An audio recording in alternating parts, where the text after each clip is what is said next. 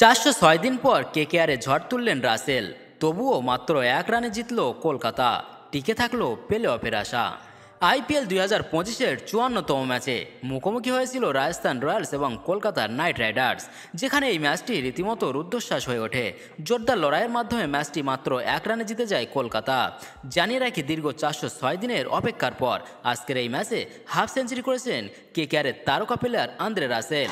57 run করে অপরাজিত থাকেন তিনি। সবথেকে উল্লেখযোগ্য বিষয় হলো, এই দুর্দান্ত জয় হাসিলের মাধ্যমে কেকেআর প্লে অফের আশা বাঁচিয়ে রেখেছে। আজকের ম্যাচে টস জিতে প্রথমে ব্যাট করার সিদ্ধান্ত নেয় কেকেআর। আন্দ্রে রাসেলের ঝোড়ো ইনিংসের সাহায্যে নির্ধারিত 20 ওভারে 4 উইকেট হারিয়ে 206 রান করে কলকাতা। জবাবে রাজস্থানের অধিনায়ক রিয়ান পরাগ দুর্দান্ত ব্যাটিং করলেও ওই দল 20 ওভারে 8 উইকেটে মাত্র 205 রান করতে সক্ষম হয়।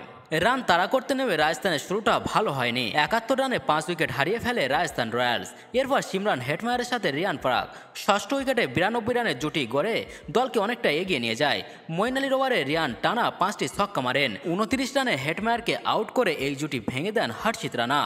আর কিছুক্ষণ পরে হর্ষিত রিয়ানকেও আউট করেন, যার ফলে 95 রান করে প্যাভিলিয়নে ফিরে যান রিয়ান পরাগ। এদিকে শেষ ওভারে জয়ের জন্য রাজস্থানের 22 রানের প্রয়োজন ছিল। তখন শুভম দুবে এবং জোফরা আর্চার ইম্প্যাক্ট ফিল্ডার হিসেবে ক্রিজে উপস্থিত ছিলেন। অত্যন্ত নাটকীয় এই ওভারে বৈভব অরোরার হাতে বল তুলে দেন কেকেআর অধিনায়ক আজাঙ্কে রাহানে।